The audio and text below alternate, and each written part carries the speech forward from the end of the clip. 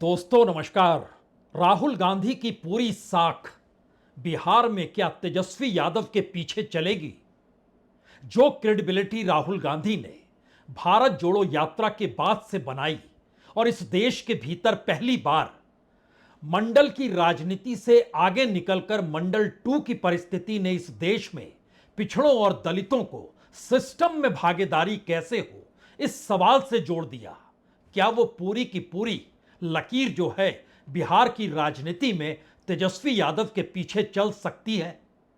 या फिर इस दौर में कांग्रेस ने पहली बार महसूस किया जब राष्ट्रीय तौर पर राहुल गांधी की लोकप्रियता प्रधानमंत्री नरेंद्र मोदी को चुनौती देने लगी है और अंतर्राष्ट्रीय तौर पर भी पहचान राहुल गांधी की बन रही है, और ऐसे में चुनाव दर चुनाव हारने के बावजूद जब सवाल पहली बार इलेक्शन कमीशन को लेकर राहुल गांधी ने ही उठाया है, तो क्या बिहार में कांग्रेस का रास्ता कुछ अलग नहीं होना चाहिए?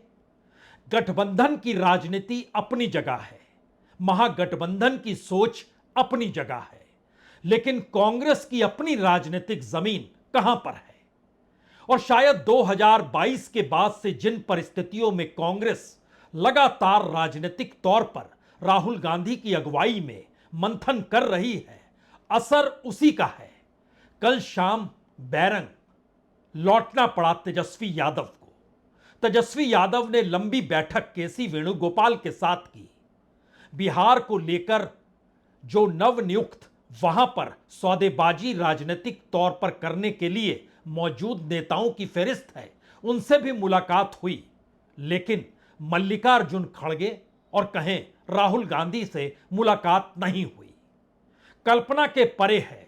2 से 3 दिनों का वक्त बचा है जब बिहार की 121 सीटों के लिए नामांकन दाखिल करना होगा, और अब यह तय हो गया कि अब राहुल गांधी और तेजस्वी यादव दोनों मिल बैठकर एक साथ कोई प्रेस कॉन्फ्रेंस नहीं कर सकते हैं। तो सवाल सिर्फ प्रेस कॉन्फ्रेंस एक साथ ना होने का है, या उसके पीछे पहली बार कांग्रेस को यह लगने लगा है कि उसकी अपनी बनाई हुई राजनीतिक जमीन जो पूरे देश में बनी है और उसमें बिहार कितना प्रभावित रहा है, यह वोट चोरी यात्रा के वक्त में खुलकर नजर आ गया। बड़ी तादाद में युवा लगातार शिफ्ट होते हुए नजर आए, कांग्रेस की रैली के साथ जुड़ते हुए नजर आए, हर मुद्दे पर कांग्रेस सड़क पर नजर आई, चाहे वह बीपीएससी की परीक्षा में पेपर लीक होने का मामला हो या फिर बेरोजगार युवाओं की फहरिस्त हो। राहुल गांधी तो बिहार के और पटना के भीतर जाकर बेरोजगार युवाओं और लड़कों के साथ भी बैठे, लेकिन राजनीतिक सफलता क्यों नहीं मिलती, और राजनीतिक सफलता के लिए कांग्रेस कोई राजनीतिक प्रयोग क्यों नहीं करती है, यह सवाल संयोग से इस चुनाव में बड़ा हो चला है, और उसकी वजह भी बहुत साफ है। बिहार की राजनीति में एक धुरी पर बीजेपी खड़ी है, दूसरी धुरी पर मंडल की राजनीति खड़ी है। मंडल की राजनीति को सहेजे हुए लालू यादव की राजनीति और कभी इधर कभी उधर करते हुए नीतीश कुमार की राजनीति रही है, और इन सब के बीच तीसरा ध्रुव पहली बार 2025 के विधानसभा चुनाव में प्रशांत किशोर के जरिए उभर कर आया है, जो बिल्कुल एक नई लकीर जाति और धर्म से हटकर बिहार के विकास, बिहार की बेरोजगारी, उसकी मुफलिसी, कहीं उससे ज्यादा निशाने पर वह बीजेपी को यह कहकर ले रहे हैं कि आप डबल इंजन हैं, आप यहां पर अपने चेहरों के आश्रय वोट मांग रहे हैं, और बीजेपी के लिए चेहरा तो नरेंद्र मोदी का है, तो क्यों नहीं सीधे नरेंद्र मोदी पर हमला बोल दिया जाए। भाषण जिस रूप में अब प्रशांत किशोर का हो रहा है, कमोवेश उसी तर्ज पर राहुल गांधी ने इस देश में अलग अलग मुद्दों के दायरे में किसी दूसरे को नहीं बल्कि निशाने पर प्रधानमंत्री नरेंद्र मोदी को ही लिया। वो अडानी अंबानी का मामला हो, वो कॉरपोरेट के हवाले सब कुछ करना हो, वह इस देश में पिछड़ों का सवाल हो, दलितों का सवाल हो, अल्पसंख्यकों का सवाल हो, इस देश के भीतर की अर्थव्यवस्था का सवाल हो, तमाम मुद्दों के दायरे में कटघरे में प्रधानमंत्री मोदी को खड़ा किया गया। सवाल सबसे बड़ा कांग्रेस के सामने इस वक्त दो ही है। पहला तो यही, राहुल गांधी बिहार के चुनाव में कांग्रेस का चेहरा क्यों नहीं हो सकते हैं। यानी कांग्रेस अपनी राजनीति को साधने के लिए राहुल गांधी के चेहरे के आश्रय क्यों नहीं बढ़ सकती है। और इसके साथ साथ जो राजनीतिक तौर पर वोट आरजेडी को मिले या इससे पहले कांग्रेस को मिले, अगर उस फहरिस्त को भी समझें, वजह उसकी साफ नजर आने लगेगी कि क्यों आखिर इस महागठबंधन के भीतर गठबंधन रहते हुए भी राजनीति को बिल्कुल अलग चेहरा देने की कोशिश कांग्रेस क्यों कर रही है। अगर कांग्रेस का अपना राजनीतिक इतिहास देखिएगा तो 2005 में सदानंद सिंह कांग्रेस के अध्यक्ष हुआ करते थे, 6% वोट मिले थे, 9 विधायक चुनकर आए थे। 2010 में महबूब अली कैसर, वह कांग्रेस की अगुवाई बिहार में कर रहे थे, 8.5% से कुछ कम वोट मिले थे और 4 विधायक चुनकर आए थे। 2015 अशोक चौधरी अगुवाई कर रहे थे, वही अशोक चौधरी जो इस वक्त नीतीश कुमार के साथ खड़े हैं। उस वक्त यानी 2015 इसलिए महत्वपूर्ण है क्योंकि इस चुनाव में पहली बार लालू यादव और नीतीश एक साथ आए थे। कांग्रेस तीसरे बड़े सहयोगी के तौर पर साथ खड़ी थी और कांग्रेस को वोट तो मिले थे 6.7%, लेकिन उसने 27 एमएलए उसके जीत कर आए थे। और उस वक्त जितनी बड़ी तादाद में आरजेडी और जेडीयू ने साथ मिलकर चुनाव लड़ा, उसमें बीजेपी कहीं टिकी ही नहीं थी। परसेंट ऑफ वोट 24 जरूर हो गए थे, लेकिन टिकी नहीं थी। एमएलए नहीं जीत पाए थे उतने जो पिछली बार जीत गए। उस वक्त की तुलना में लगभग दुगने की स्थिति में पिछली बार बीजेपी आ गई क्योंकि नीतीश कुमार अब उनके साथ थे। लेकिन 2020 के चुनाव में कांग्रेस को मदन मोहन झा अगुवाई कर रहे थे, यानी 9.48 यानी 9.5% वोट मिले थे, 19 एमएलए जीत कर आए। इस चुनाव में सबसे बड़ी ताकत के तौर पर तेजस्वी नजर आए थे। यानी हमने 2 चीजें आपको दिखाई है, नाम दर नाम सदानंद सिंह, महबूब अली कैसर, अशोक चौधरी, मदन मोहन झा और आज की तारीख में राजेश कुमार है, दलित समुदाय से आते हैं। यानी राजनीति का चेहरा कैसे पलटा है उन सब के बीच। जब आप 2022 के बाद खड़े होंगे तो आपको लोकसभा चुनाव का परीक्षण भी करना होगा। 2024 के चुनाव में राहुल गांधी जिस आवाज को उठा रहे थे बिहार के भीतर, उसने सीधे तौर पर चोट की थी। वजह भी यही है कि 2019 में आरजेडी 0 थी, कांग्रेस 0 थी, सीपीआईएमएल 0 थी। लेकिन 2024 के चुनाव में एक झटके में कांग्रेस आगे बढ़ती है। कांग्रेस के आगे बढ़ने का मतलब है उसको 9.20 यानी 9.20% वोट मिलते हैं और उसके 3 एमपी चुनकर आते हैं। यही स्थिति तेजस्वी की होती है, उसके 4 एमपी चुनकर आते हैं। 22.14% यानी जो तेजस्वी बिहार के चुनाव में छत्रप के तौर पर, मुख्यमंत्री के उम्मीदवार के तौर पर 2020 का चुनाव लड़ रहे थे, उस तुलना को अगर आप परखिएगा तो तेजस्वी की बड़ी जीत लोकसभा इलेक्शन में भी होती है जो 2019 में नहीं थी। कांग्रेस की भी जीत होती है, लेकिन राष्ट्रीय मुद्दा और राष्ट्रीय चेहरे के तौर पर एक तरफ मोदी थे, दूसरी तरफ राहुल गांधी थे। इसका लाभ सीपीआईएमएल को भी मिला था। सीपीआईएमएल 2 सीटों पर जीत गई थी और उसका वोट परसेंटेज तकरीबन 3% था, जो कि उससे पहले 1.25% के बीच में था और एक भी सीट नहीं जीत पाई थी 2019 में।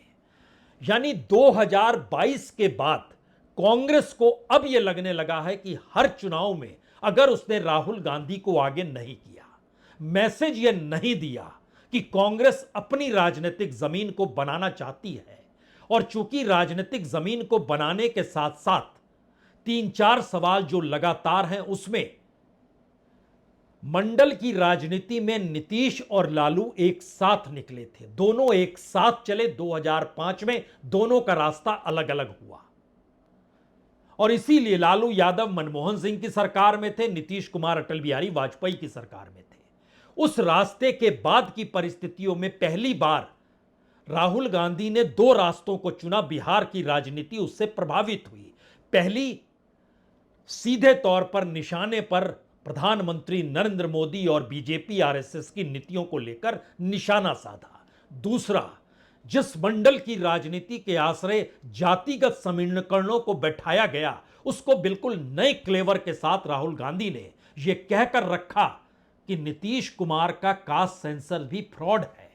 यह कहकर रखा कि आप जातियों के हिसाब से वोट मत देखिए, जातियों को उस मुख्यधारा के सिस्टम में शामिल कीजिए। और यहीं से पहली बार इस चुनाव में इसीलिए समझौता हो नहीं पा रहा है क्योंकि कांग्रेस अपनी राजनीतिक जमीन, अपने तेवर को परखने को तैयार है। जिन चीजों पे सहमति है उन चीजों को लेकर क्या है, उससे पहले हमें लगता है कि आज भी राहुल गांधी जब चंडीगढ़ पहुंचे और हरियाणा के जिस आईपीएस अधिकारी ने खुदकुशी की वह दलित समाज से आता है और दलित समाज को लेकर सीधे निशाने पर सिर्फ राज्य के मुख्यमंत्री ही नहीं, प्रधानमंत्री को भी राहुल गांधी ने यह कहकर निशाने पर लिया, आप तमाशा मत कीजिए। और दलित समाज का व्यक्ति किसी भी पद पर पहुंच जाए, लेकिन यह एक सामाजिक संघर्ष की एक ऐसी परिस्थिति समाज के भीतर चल रही है जिसको राजनीतिक आश्रय बीजेपी दे रही है। यह संकेत उन्होंने हरियाणा में जाकर दिए। एक क्षण के लिए सुनिए जरा। कि आप कितने भी सक्सेसफुल हो, कितने भी इंटेलिजेंट हो, कितने भी कैपेबल हो, अगर आप दलित हो आपको दबाया जा सकता है, आपको कुचला जा सकता है, आपको फेंका जा सकता है और यह हमारे लिए एक्सेप्टेबल नहीं है। तो मेरा मैसेज है as LOP to prime minister of India, to chief minister of Haryana, आपने इन दो बेटियों को जो कमिटमेंट दिया है इसको आप पूरा कीजिए और जो इनका फ्यूनरल है,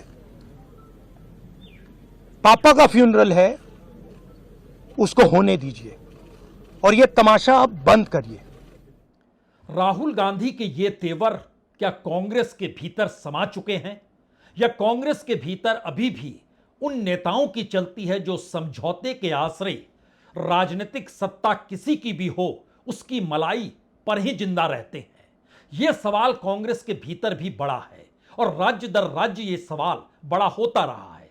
इस सवाल से बिहार भी अछूता नहीं है। शायद इसीलिए आखिरी वक्त में कांग्रेस के जिन नेताओं के हवाले बिहार में राजनीतिक सौदेबाजी या कहें गठबंधन का धर्म निभाने के लिए जिन्हें आगे किया गया, उनको मैसेज बहुत साफ था, परिस्थितियां डगमगाएगी तो आप मत डगमगाइएगा, रास्ता हम अकेले पकड़ लेंगे। क्योंकि इस वक्त पूरी देश की नजर बिहार के चुनाव पर है। हर कोई जानता है कि वोट चोरी होती है, हर कोई जान चुका है कि बिहार में एसआईआर वोट चोरी का एक दूसरा, एक नया नायाब रूप है। तो ऐसे में चुनाव से ज्यादा अब वो परसेप्शन और मुद्दा मायने रखेगा। जिस मुद्दे और परसेप्शन के आगे कांग्रेस बढ़ रही है, यहां पर दूसरी परिस्थिति छत्रप यानी आरजेडी, छत्रप यानी नीतीश कुमार को लेकर है। लालू और नीतीश की राजनीति में कभी भी राष्ट्रीय राजनीतिक दलों की भागीदारी बड़े तौर पर हो नहीं पाई। अब अगर कांग्रेस अपनी राजनीतिक जमीन को टटोलेगी तो ऐसे में एक रास्ता छत्रपों के सामने अपने अस्तित्व की लड़ाई का भी होगा।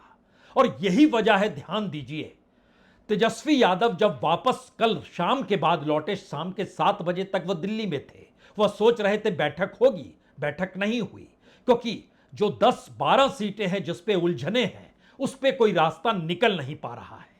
तो ऐसे में सहमति पहले राउंड में अंदरूनी तौर पर यह बनी, जिस सीटों पर सहमति है उसका आप ऐलान कर दीजिए। हर किसी ने ऐलान करना शुरू कर दिया। कांग्रेस की भी सेंट्रल इलेक्शन कमेटी जो है उसकी बैठक और उसके बाद ऐलान। इस बैठक में राहुल गांधी सीधे नहीं है, वर्चुअली वो शिमला से जुड़ रहे हैं।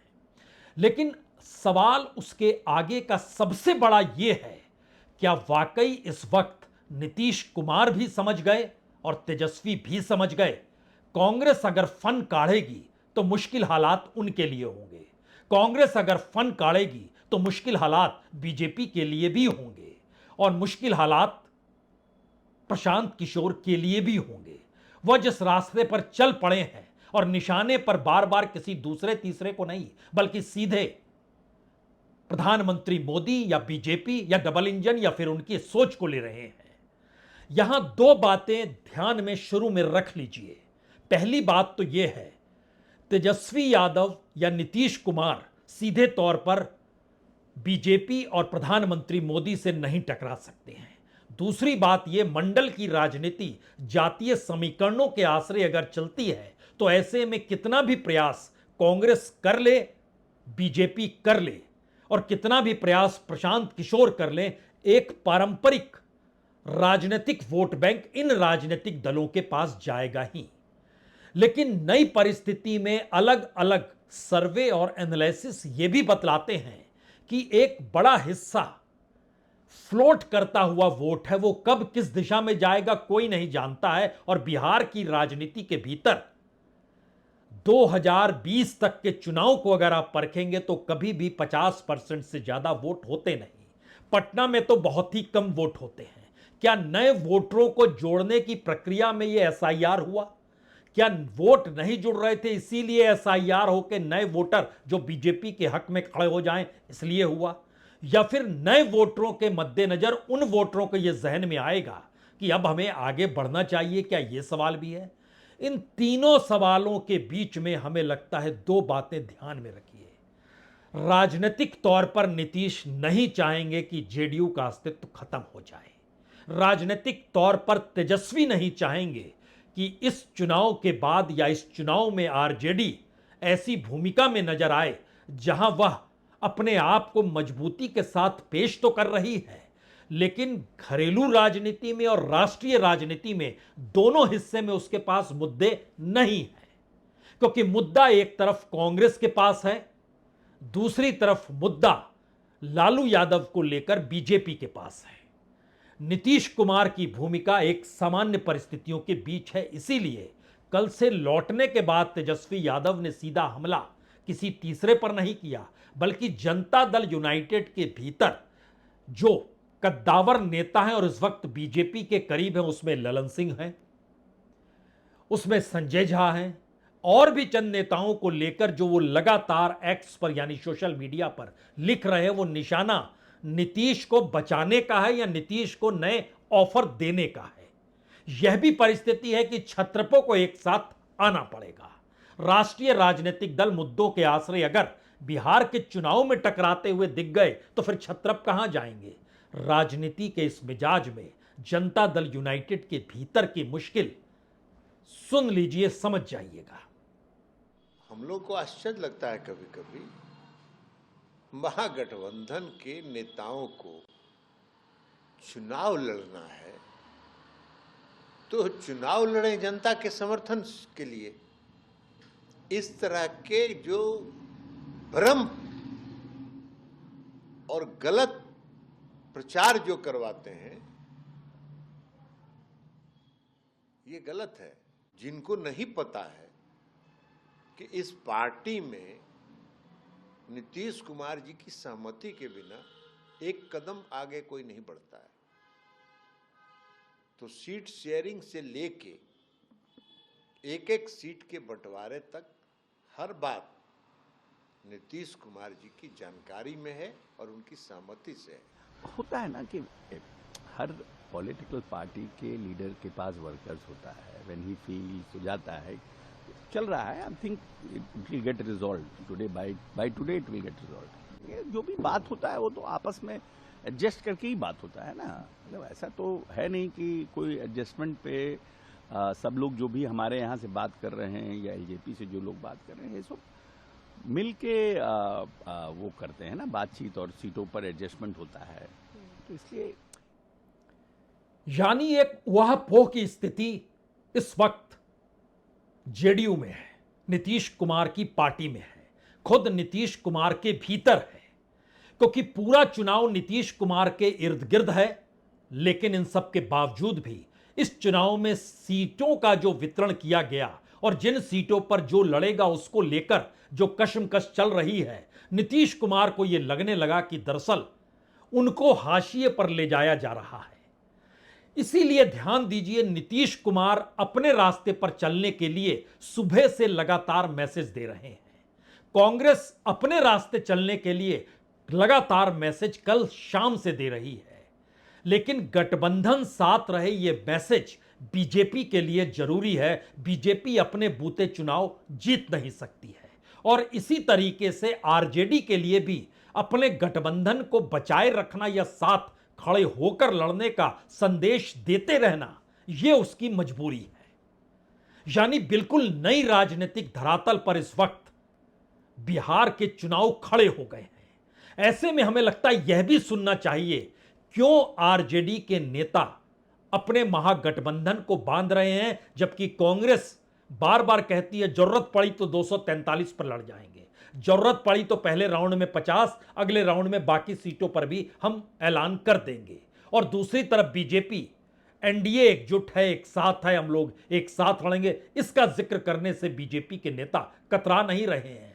दोनों को सुनिए तब बात और साफ होगी। महागठबंधन में सब ऑल इज वेल है। किसी भी वक्त सीट शेयरिंग की घोषणा कर दी जाएगी। सीट बंटवारे पर अंतिम निर्णय हो चुका है। थोड़ा इंतजार कीजिए, किसी भी वक्त इसकी घोषणा हो जाएगी। महागठबंधन महामजबूती से चुनाव लड़ेगा और महाविजय करेगा। कहीं कोई नाराजगी नहीं है। आइए आप लोग कहीं ऑल इज, बहुत ही खुशी की बात है कि एनडीए गठबंधन चट्टानी एकता के साथ आगे अपने चुनाव क्षेत्र में जाएगा। यानी एक तस्वीर तो साफ हो चली है कि किसकी कौन सी कमजोरी है और कौन भविष्य में अपनी राजनीति को जिस राजनीतिक जमीन पर खड़ा करना चाहता है उसके लिए वह बिसात ही नहीं बल्कि अब चाल चलने को तैयार है। लेकिन इन सब के बीच एक हिस्सा सीटों को लेकर, मुद्दों को लेकर, गठबंधन को लेकर या इन सब से हटकर एक चेहरा प्रशांत किशोर का भी है, जिनकी राजनीति कांग्रेस के लिए चेतावनी के तौर पर है और चुनौती के तौर पर भी है, क्योंकि इस चुनाव में अगर प्रशांत किशोर अपने तरीके से राजनीति को साध गए तो कांग्रेस और बरसों बरस पीछे चली जाएगी। क्योंकि जिस राजनीति को आरजेडी और नीतीश कुमार करते हैं उस राजनीति को कांग्रेस नहीं कर सकती है। जिस राजनीतिक जमीन पर बीजेपी खड़ी है कांग्रेस उस राजनीति को नहीं साध सकती है। इन दो धाराओं से हटकर तीसरी धारा अभी तक कांग्रेस की थी, लेकिन इस चुनाव में अगर कांग्रेस के वोट परसेंट से ज्यादा प्रशांत किशोर के वोट परसेंट आ जाते हैं तो एक झटके में कांग्रेस, जो बार बार जिक्र करती है 1980 से पहले कौन सी स्थिति थी जब बिहार के भीतर कांग्रेस की सत्ता हुआ करती थी, वह बातें अब भुला दी जाएंगी। शायद इसीलिए ध्यान दीजिए जिस नब्ज को और जिस तरीके से प्रशांत किशोर बिहार की राजनीति में पकड़ने की कोशिश कर रहे हैं उसमें उनके निशाने पर वो चेहरा है जो दिल्ली में बैठा है। उस चेहरे को चिताते हुए राहुल गांधी नजर आते हैं, लेकिन अब प्रशांत किशोर नए मिजाज के साथ उसे रखना चाहते हैं। वोट बिहार का तो फैक्ट्री कहां लगना चाहिए, बिहार में कि गुजरात में? बिहार में कि गुजरात में? आवाज नहीं आया। बिहार में कि गुजरात में? बिहार में कि गुजरात में? सबके बुझाता ना? अच्छा, तो 15 बरस से जिसने मोदी को, एनडीए को वोट दिया है, अपने अपने बच्चों के नाम पर बोलो, पिछला 15 बरस में मोदी ने फैक्ट्री कहां लगाया, बिहार में कि गुजरात में? बिहार में कि गुजरात में? देखा, जितना मोदी भक्त बैठा है मुंह में माटी लेके ऐसे किया है, अब डर के मारे बोल नहीं रहा है।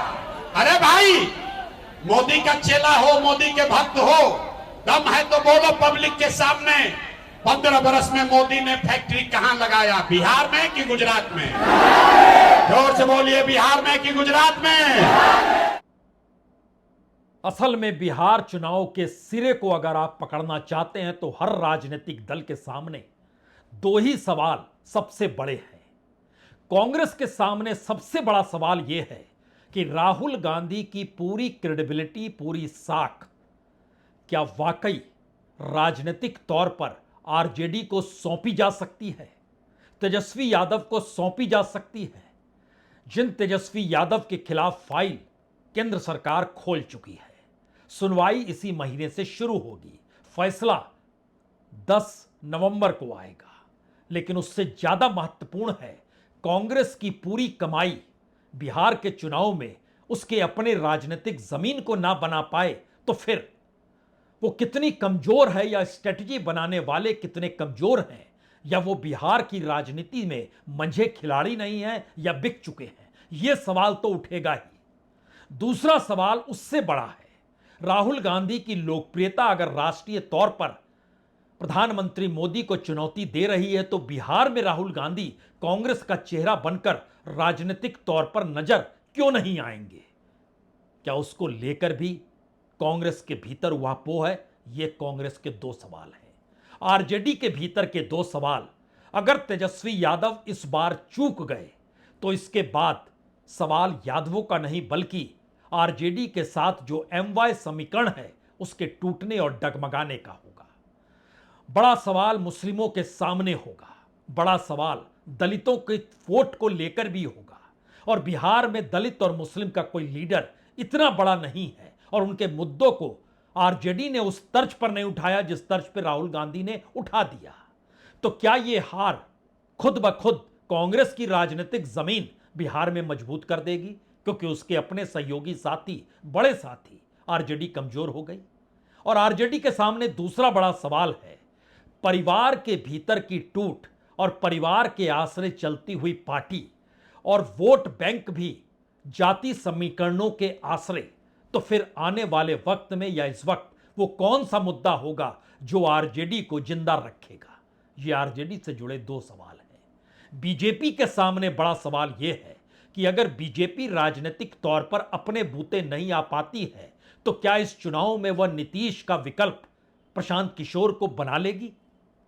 और खुद अपने हनुमान के तौर पर चिराग पासवान की मौजूदगी क्या एक नए चेहरे के साथ और आने वाले वक्त में बीजेपी को एक नए नेता के तौर पर मंजूर करवा देगी? इन दो परिस्थितियों में उलझी हुई है बीजेपी। लेकिन दूसरा सवाल कहीं ज्यादा महत्वपूर्ण है।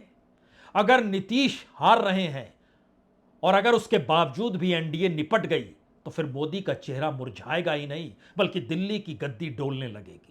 बीजेपी के भीतर का शोर, संघ का संगठन पर कब्जा, सब कुछ नजर आने लगेगा। डोर खिसक जाएगी खुद ब खुद मोदी और शाह के हाथों से।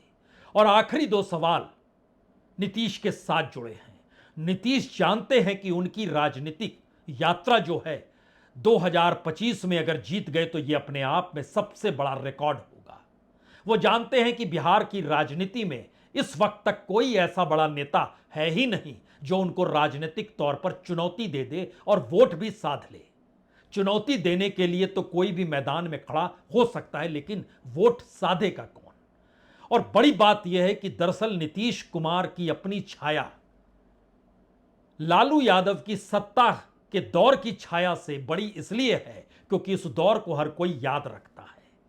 इससे हटकर कोई काबिलियत नीतीश कुमार के पास नहीं है। लेकिन यह चुनाव उनके लिए सबसे बड़ा मौका जरूर है। और इन सब से जुड़ा हुआ आखिरी सवाल, मानिए या ना मानिए, लेकिन बिहार के चुनाव कांग्रेस के भविष्य की राजनीति को तय करेंगे। दिल्ली में मोदी और शाह के कद को तय करेंगे। तेजस्वी और नीतीश की राजनीतिक यात्रा को तय करेंगे। और प्रशांत किशोर सरीखे राजनीतिक प्रयोग का भी भविष्य इस देश में है या नहीं है, क्योंकि केजरीवाल के बाद नया प्रयोग बिहार में प्रशांत किशोर कर रहे हैं। तय इसी चुनाव में होना है। बहुत बहुत शुक्रिया, बहुत बहुत शुक्रिया।